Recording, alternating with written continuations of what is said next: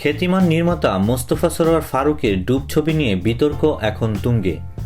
জনপ্রিয় কথাশিল্পী হুমায়ুন পত্নী মেহের আফরোজ শাওন আনুষ্ঠানিকভাবে অভিযোগ তোলায় এ নিয়ে সিনেমাপাড়া সহ সর্বমহলে ব্যাপক তোলপাড় চলছে।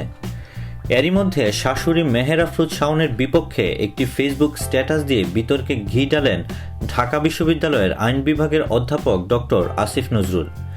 এবার তিনি শ্বশুর ও চাচা শ্বশুরের মধ্যে তুলনা করতে গিয়ে আরেকটি চাঞ্চল্যকর স্ট্যাটাস দিয়েছেন। এরই মধ্যে স্ট্যাটাসটি সামাজিক যোগাযোগ মাধ্যমে ভাইরাল হয়ে গেছে। আসিফ নজরুলের স্ট্যাটাসটি হুবহু তুলে ধরা হলো। অধ্যাপক ডক্টর আসিফ নজরুল তার স্ট্যাটাসে বলেন, মোহাম্মদ জাফর ইকবাল জনপ্রিয় লেখক, কিন্তু হুমায়ুন আহমেদের জনপ্রিয়তার ধারে কাছেও উনি নেই। এর সঙ্গে পরিবর্তন.কমে শোভা নীলা বলতো, বাবা আসিফ নজরুলকে হারিয়ে ভর্তা বানিয়ে দাও শিরোনামে প্রকাশিত তার একটি লেখার লিঙ্ক সংযুক্ত করে দিয়েছেন। দেশ বিদেশের নিত্য নতুন খবরাখবর জানতে সাবস্ক্রাইব করে আমাদের সঙ্গেই থাকুন।